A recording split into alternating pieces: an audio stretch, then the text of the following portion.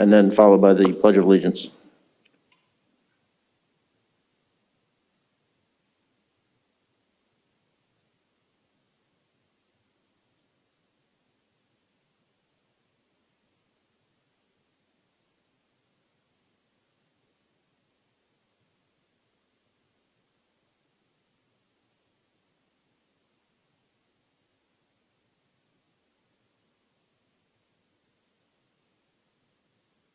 Can we have a roll call, please?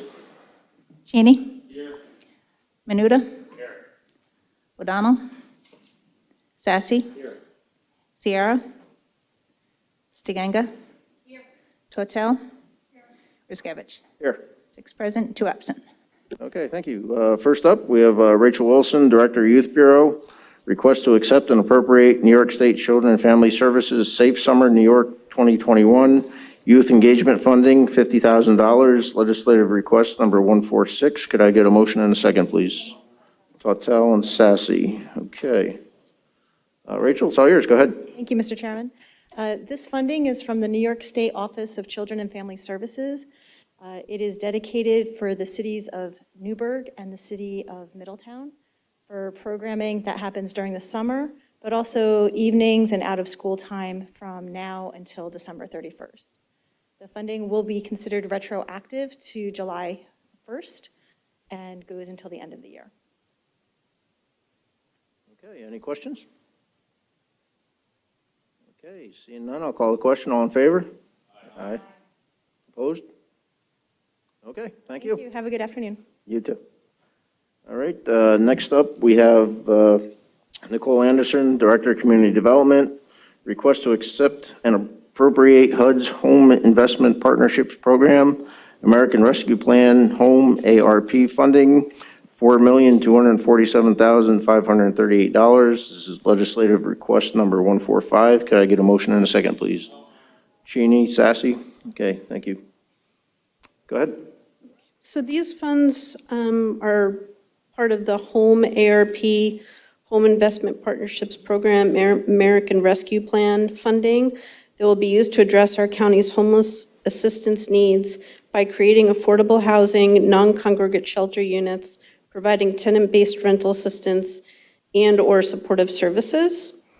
HUD is still working on guidance for these funds, so that's really all we know about these funds at this point in time. But they basically will be used to address homeless needs throughout the county. Okay, questions? Legislator Cheney. Thank you, Chairman. How have we used these funds in the past? This is maybe a little different program, but Yep. overall. So these are home ARP funds. So these are funds that are coming through the American Rescue Plan, and they're going to be using the home program to administer them. So they're going to use some home regulations, but they're going to also be providing waivers and different guidance for these funds. So these funds are actually going to be very different than the regular home funds. The regular home funds are used, generally we've been using them to produce affordable units throughout the county. Presently, we're monitoring about 60 projects, which totals about 544 units, I think, throughout the county. They also are used for down payment assistance loans for people when they're buying a home. And how does one involve themselves in the program? Is it the developer coming to the county and saying, I want to do this, and what Yes. resources are there? Yep, we have an annual application process, and developers can apply to our annual application. We actually just had our committee meetings regarding the 2022 applications, and then we'll open up the 2023 again, probably in January of 2022. Yeah. Good, thank you. Welcome. Okay, Legislator Tortel. Thank you, Mr. Chairman. Legislator had already asked all the questions that I had, but could you please add me to this resolution? Okay, any other questions? Seeing none, I'll call the question. All in favor, say aye. Aye. Opposed? Okay, carries. Next up, we have request supplemental appropriation to include grants and programs received for the 2020 and 2021 budget years. Increase of $21,072.31 is legislative request number 144. Could I get a motion and a second, please? Tortel, Stenenga. Okay, go ahead. So this resolution is actually just actualizing what we received from HUD for these years. So when we do our budget each year, we put in an estimate of how much we think we're going to receive based on the year prior. And so this resolution is actualizing to what we actually received, as well as our program income. So we receive funds back from housing rehab projects, say that maybe happened 25 years ago. The person goes to sell their house, and then we'll receive back the loan that we gave them at that time. And so that's what this is. Okay, questions? Seeing none, I'll call the question. All in favor, aye? Aye. Opposed? Okay, thank you. Motion carried. Thank you, Nicole. All right, next up, we have Dr. Christine Young, President Orange County Community College. Request to amend resolution number 260 of 2020, which amended resolution number 33 of 2015, allowing the college to use a donation for gaming and gamification labs on a broader spectrum. County funding was and is not requested. The college requests to move forward with establishing a state capital project and accepting a state match for this donation. Legislative request number 139. Could I get a motion and a second, please? Tortel, Stenenga. Okay. I don't see Dr. Young, but Paul Martland is here. So, Paul, the floor is yours. Okay, thank you. This is simply a procedural matter. As you mentioned, the original resolution was passed in 2015 to create a gaming program. We're using funds from a donor at that time and then getting the matching funds from the state.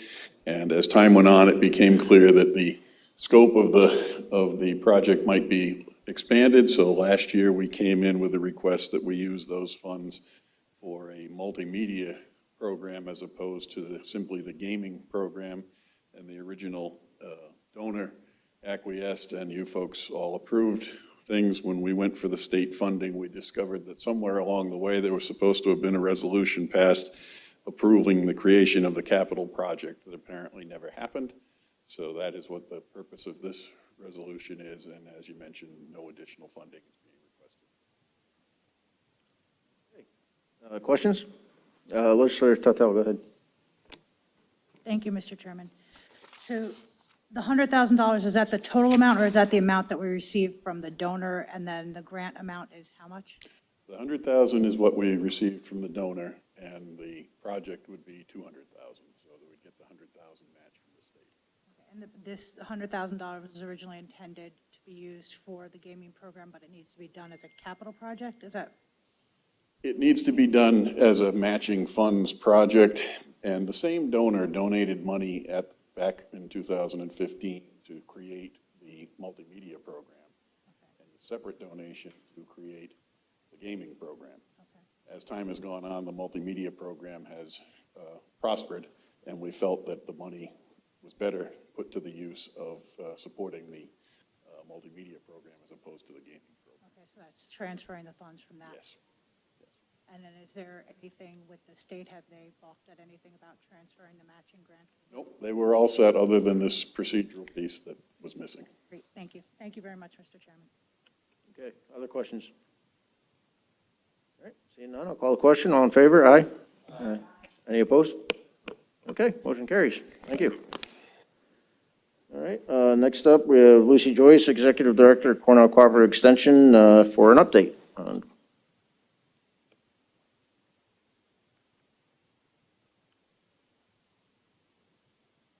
Good afternoon. Thank you, Chairman Riskevich, members of the E&E Committee. I think Chairman Bresch is there, other legislators, not too many today, it's August. Thank you for the opportunity to appear with you today. I have with me also Mary Ulrich, our Agricultural Program Leader, who will be following up. I have a handout, and Mary has a handout. Mine can be handed out later. And we have extras for legislators who aren't here. So I really appreciate the opportunity to meet with you this afternoon and provide you with a very brief report on the health of our association. The Education Center in 4-H Park, I'll do a real brief overview of some other programs, and then Mary will do a deeper dive into agriculture programs. So as you know, our association took a financial hit last year, as did many businesses and organizations. And despite the PPP that we did receive, we did end up with staff who were laid off and had reduced hours. We still have some effects from that, although we feel that we're a lot more stable footing financially this year and are rebuilding with that. So with that, we're also looking at the staffing structure. Additionally, Extension Administration at Cornell has been very concerned about salary and compensation fairness across the whole state, and they hired a consultant who's looking at classifications and geographic regions. That was done in the fall of 19, then of course COVID hit, and they've just updated it. So our personnel committee is looking at that, and we will be combining that as we look at staffing to see how we might organize differently. There are definitely some classifications that will need to be raised in terms of compensation. The Education Center in 4-H Park has been a great blessing, especially during COVID. It's allowed us to have a number of activities and events out there in a very safe, distanced environment. And this July, it was hard to plan. We kind of planned it when we were still stuck at 200 people, although it turned out to be a good time because the middle of July was kind of a safe time for us. We had a shortened agriculture and family festival with FFA and 4-H competitions and premiums. Thank you to your passage of that a few years ago. And then visitors on Sunday. And it was very well received despite rainy forecasts for the entire day. It's also a fantastic facility for research and demonstration purposes. We have a grant from the Environmental Facilities Corporation where we're installing a rainwater collection system and 70,000-gallon cistern that will collect the roof water from the barns. We anticipate that being completed the end of this year. This complements both our stormwater management training program for engineers and architects, as well as provides alternative rainwater for use at the park. The arena and other animals will use a lot of water, and this augments that. And this year's been a real poster model for climate change, even here, not just the crazy fires and the incredible heat in other places. We're seeing continued extreme events of drought and heavy, heavy, heavy rainfalls. And this practice is to capture those heavy rainfalls and prevent the runoff, that corresponding erosion, et cetera, and we'll capture it and be able to use it when we need to. A generous donor, come on out and see it, a generous donor in the spring has allowed us to feel comfortable about the installation of this project and install a beautiful, permeable, accessible walkway between two of the barns. It's kind of our centerpiece, so that's been really nice. Responding to the needs of the professionals who work with children and families, our staff have been flexible and nimble working directly with people, but also we're focusing a lot on professionals who have a bigger reach. So along with the pandemic and the civil unrest that unfolded in 2020, professionals in the fields of education and human services had some real challenges with the people that they were working with. And so we set up a number of opportunities for their well-being and well-being to pass on to their clientele directly, and looking at the long-term health and well-being of families and children. We had a series of virtual workshops, and over 1,000 teachers and professionals in Orange County learned various strategies to help them make sense of the chaos that was happening around them and build resilience building strategies. Our kinship caregivers were hard to reach during the pandemic. We normally have the adult caregivers in a room and then the youth in another room, separated. When you're doing it in the home via Zoom or some other mechanism, you don't have the confidentiality amongst each other. So, and some people were participating more, and we lost some others as it was hard for them to have multiple computers going on. So we have gone back to in-person, and now with the Delta variant, going back to remote a little bit. This is a vulnerable community because so many of the caregivers are older and grandparents. So the youth we continue to support by learning, by doing, right? And they've had the opportunity to participate in a lot of community service opportunities. I think I mentioned last year with mask making and supporting essential workers and residents of the county. We developed a new program along with Ulster County on a teen group for teens, Act for Change, a teen anti-racism group. The conversations that these youth were having, mostly from the Newburgh School District, were fantastic. It was really great when you hear kids talk about what's important to them and the kind of conversations that they have. It was really, really great. I had the privilege of sitting in on the kind of the capstone of their conversations and the kind of things these youth want to get involved with. You will be excited because some of them are going to end up with county legislators too, I'm sure, or in other aspects of government. The SNAP Ed program just completed a school wellness institute. Today's Monday. Last Tuesday, Wednesday, and Thursday, they had 91 attendees and who attended 1 to 7 sessions. And they received credits for this as well. And it was supplied at no cost. The sessions highlighted local school wellness champions and brought in national speakers. That's the beauty of some of the remote. We can bring in higher level speakers and share it with more. So it was very, very well received. I want to focus on SNAP for a minute because your appropriation is what allows us to have these 2 SNAP education grants, right? It's $1.8 million, and getting the appropriation early in the quarter allows us to float these big grants. Because we've been handling SNAP Ed so well, we were looked upon for a new pilot program. We're calling it, what are we calling it?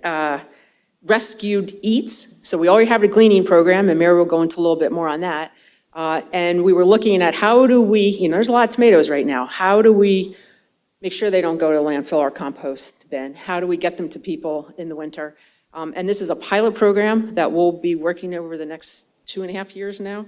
And what we're going to be able to do is look at everything from kitchens that Office for the Aging uses and all different kinds of structures that are there, and how do we capture more of the food in the summer and be able to give it to the people who need it in the winter. So we're real excited about that program. And so now I'm going to turn it over to Mary.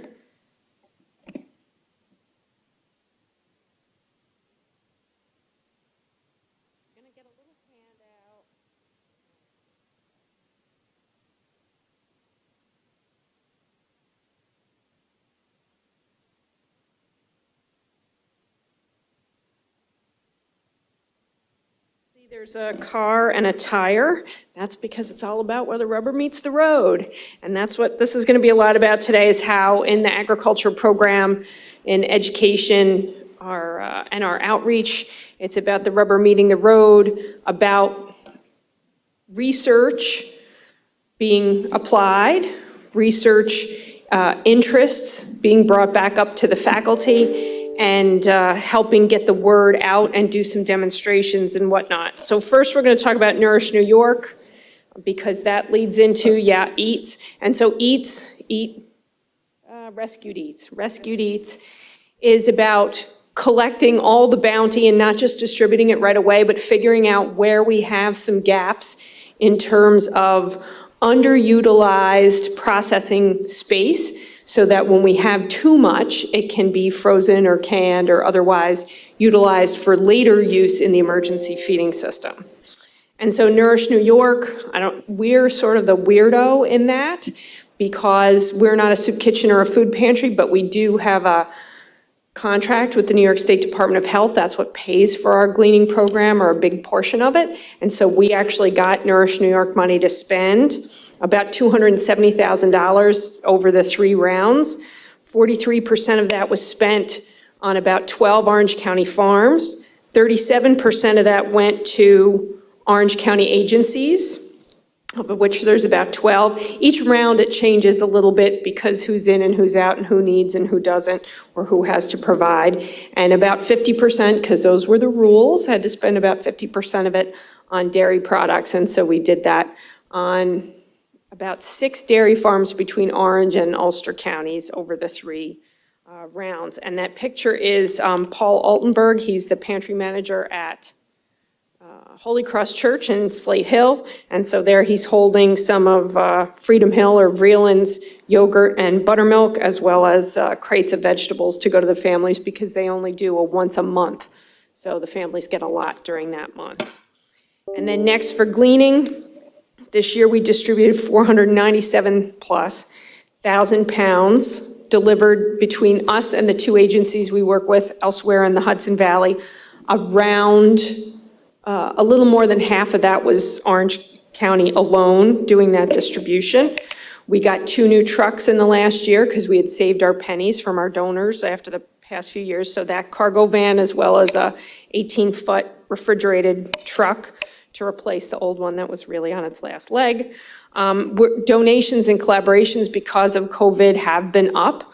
As most recently, Hannaford's Foundation has promised $75,000 just last week or the week before. We have to get to them what we would like to spend it on, like sort of approve a budget, but that's going to happen. And gleanings are back now that folks are comfortable getting back in public. We're starting to do that. We're having gleanings at least once a week, if not more. And so off of the consumers a little bit, onto producers. So we're back to having field meetings. We've had a couple of field meetings already this year. That's a good opportunity for staff and faculty to have one-on-one conversations with producers, for producers to hear exactly what's going on, and find out the most relevant, most current information on how to control issues. Demonstrations, we're doing a demonstration at our 4-H Education Center and 4-H Education Center.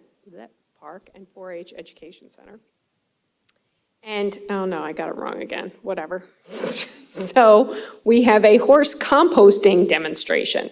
One of the local horse farmers had 2 very elderly horses that needed to be euthanized by a veterinarian, and she didn't know what she was going to do with the carcasses, so we brought in wood chips, and we virtually brought in the professor from Cornell that works with waste management, and these horses were euthanized on the spot.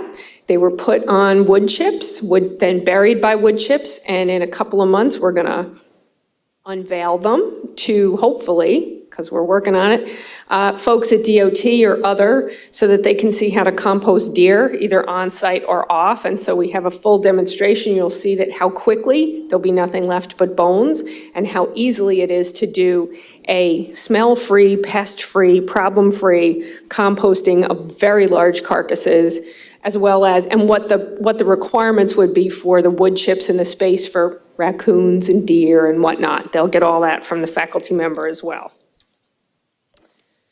So, data collection, the other things we're collecting data on are carbon dioxide release from tillage. That's in its 2nd year, and also a pollinator survey for DOT, which is how to manage populations along roadsides for pollinators. You can read more there. I'm just going to skip along here. And then new findings, of course, again, working with faculty, we found a new, very nasty weed, only the 2nd county in New York State to identify it, Palmer amaranth. It is by most weed scientists described as the worst weed in the United States right now. It is resistant to a lot of herbicides. It makes lots of tiny little seeds.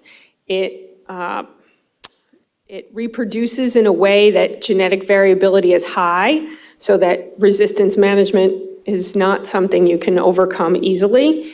And it grows like mad in almost all conditions because it comes from the Southwest, where conditions are awful. So when you give it anything better than awful, it's more than happy to grow to be 7, 8, 9, 10 feet tall and put out 1 million seeds per plant and just be crazy. So we're kind of dealing with that. Oh, and I see a little typo on that page. I'm serious.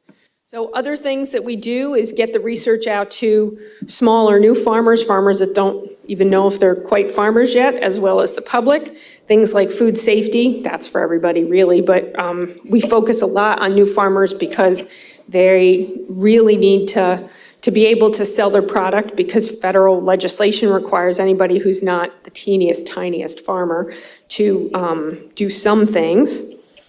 And we help them with one-on-one consultations, whether it's production or marketing, soil testing, you name it, all the way down to issues with their animals, individual issues with animals or plants. Ask a Master Gardener, definitely doing the outreach again this year. back up to everybody stepping out and doing group education, one-on-one, and ag in the classroom. We did remote this year for Tales of the Dairy Godmother, and we reached 800 students in 60 classrooms. And those are just really just a smattering that the rubber meets the road kind of thing that I wanted to hit on. There's still hundreds, if maybe thousands of other things I could tell you about, but I don't have that kind of time, and neither do you. So, got any questions? All right, questions? No? Sounds like you covered everything pretty well. Nothing about him? No. Shh, quiet. All right, All right, thank you. thanks.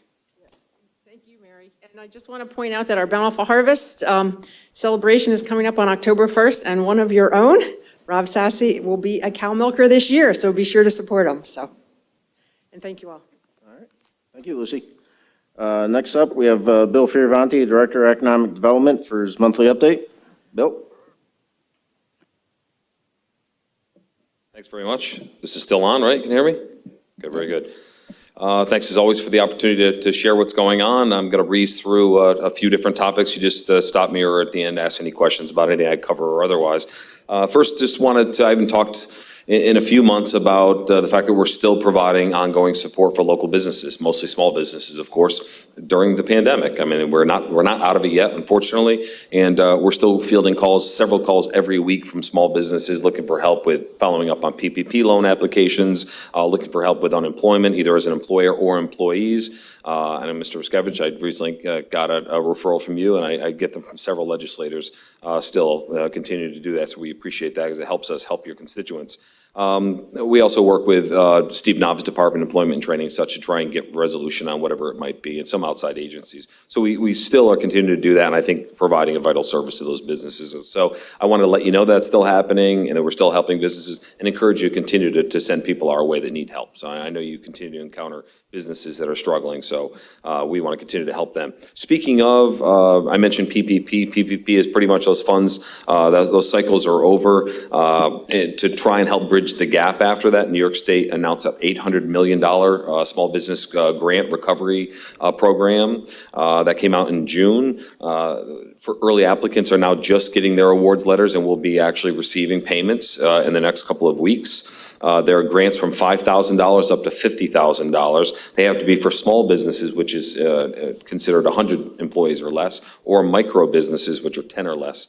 That began on or before March 1st of 2019. Businesses can contact me for information on that because that's still accepting applications, kind of a rolling process for that right now. Also want to let you know, if you haven't seen in the news, the federal infrastructure bill, we're getting close there now. The Senate passed that, a $1.2 billion bipartisan package. That's going to be called the Infrastructure Investment and Jobs Act. It's really to help fix our quickly deteriorating infrastructure all around the country. It's a $550 billion bill that's set to go to the House. There's no timing yet for a vote on the House, but it did pass the Senate handily. The investment of the $550 billion breaks down as follows: $110 billion in roads, bridges, and major projects, $66 billion in passenger and freight rail, $65 billion to rebuild the electric grid, which is a significant issue in our region. I believe that was a front page story recently, and $65 billion to expand broadband internet access. Another $39 billion to modernize and expand transit systems, and $7.5 billion to build a network of charging infrastructure for electric vehicles.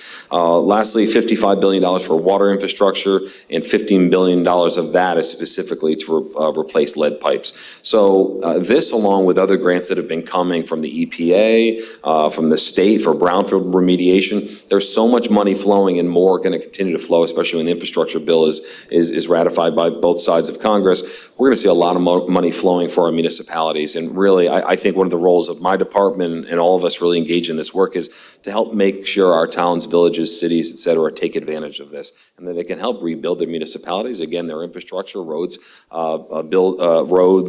bridges, et cetera, but also water and sewer, which is really, especially for economic development, it's where it all starts. If you don't have those services, you're not going very far with many projects. So it's a great time to use other people's money to help our municipalities and our businesses thrive. Just going to skip around a couple projects. The ones that matter, I think, most to this group, our county-owned properties, the RFPs we put out for Foster Supply Hospitality.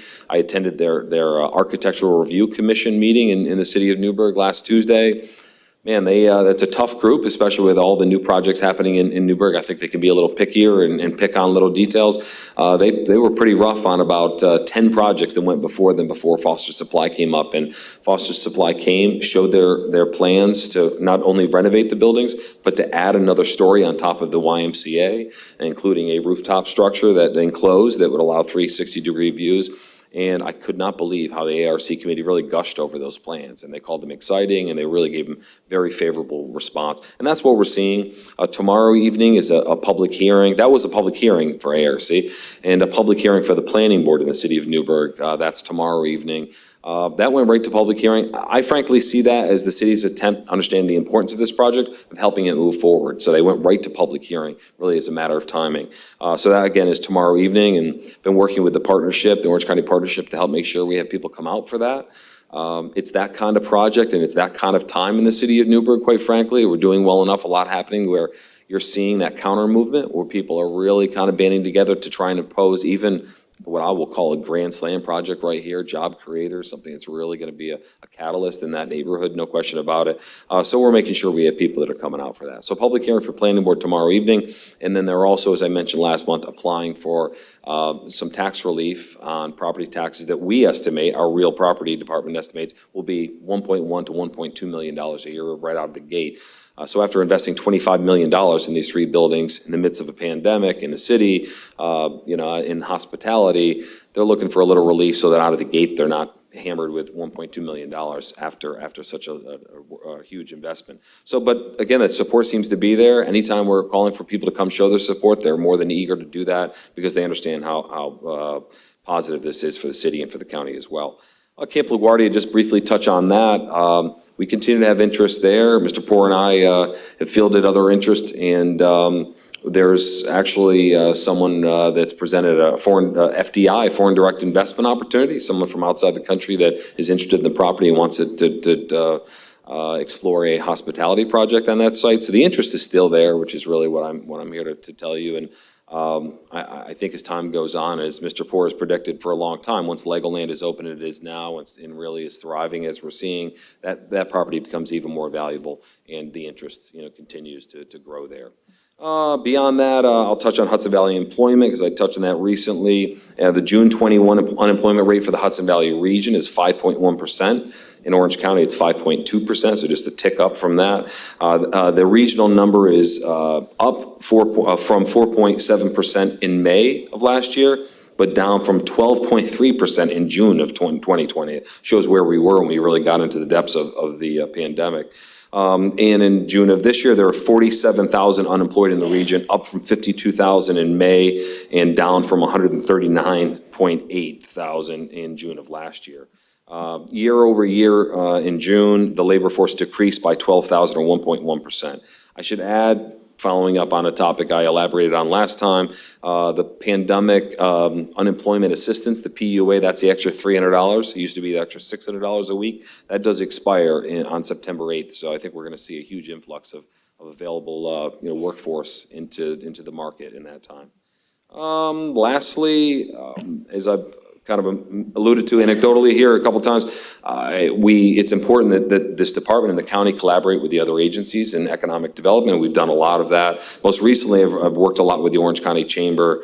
They've had me participate in a number of their events, and we've collaborated. I participate in their Government Affairs Committee monthly, they've had great discussions there. And at the risk of being overexposed, I participated in an economic development panel in their breakfast a couple months ago. I moderated their tourism panel this past week, and I'm hosting their Orange Reopened golf outing on Friday, just trying to kind of help them with these events as they try and come back and be as strong as possible under the new leadership with Heather Bell there. As I mentioned, I'm closely working with the Orange County Partnership on promoting Foster Supply Hospitality, a number of other attractions and expansions, and a number of property searches for a lot of leads we have coming in. We share a lot of those leads now. I really like the way we're working together in that regard.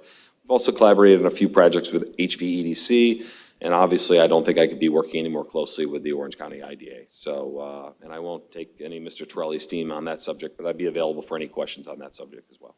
That's it for me today. Okay, any questions for Bill? Nope. Okay, sounds like you covered everything, Bill. Thanks Thanks very much. Okay, next up, we have Mike Torelli, Chairman of the IDA, for IDA update. Good afternoon, everyone. Thank you, Chairman Riskevich. Good afternoon. Quick update from the Orange County IDA, and I'll open it up for questions if you have any. As you know, the new board has been in its current capacity since March, and we are in the throes of a CEO search and a local council search. So we have requests out for those, and we have started our interview process, and we're looking forward to coming and announcing that sometime in the very near future. We also have a meeting tomorrow night. At that meeting, we'll be voting on and changing some amendments to our bylaws to better depict exactly how the IDA wants the bylaws to read in regards to positions and such. We also are going out on RFPs for procurement of services that haven't been done in multiple years.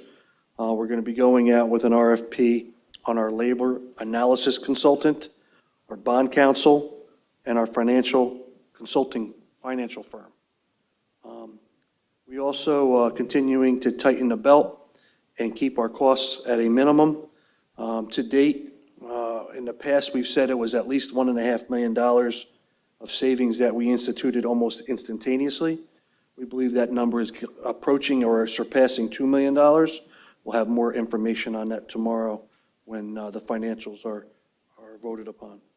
We are starting to put together our budget for 2022, which will detail some of the programs and such that we're looking to do, but also some of the cost-cutting measures that we're trying to implement in order to make sure that the IDA can be fully self-sustaining. With that, I'll open it up to any questions that you may have. Okay, questions for Mike? Okay. No, Mike, thank you. Thank you. I'll see you tomorrow night. Okay, that's it for our agenda, so I would entertain a motion to adjourn. Tautel, is there a second? Sassy? Okay. Thank you, everyone.